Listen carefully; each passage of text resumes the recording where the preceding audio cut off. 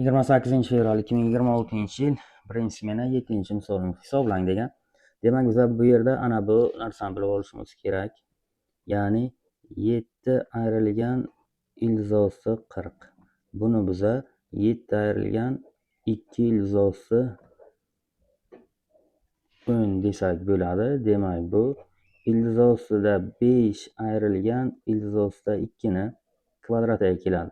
Chunki buni ochib chiqadigan bo'lsak, bizga a kvadrat minus 2ab plus b kvadrat ko'rinishiga keladi. Demak, a kvadrat b kvadrat bu yerda 2 ga 5 7 bo'ladigan bo'lsa, 2ab, ya'ni ana bu bizada a kvadrat plus b kvadratni o'rnida turibdi. Bu esa 2 ilzosida shu ab ko'rinishiga keladi. Demak, ana bu misolimiz bilan tanlab oladigan bo'lsak, shu ko'rinishga keladi. Ana endi kvadrat bilan 6-ildiz qisqarsa, bizada hosil bo'ladi.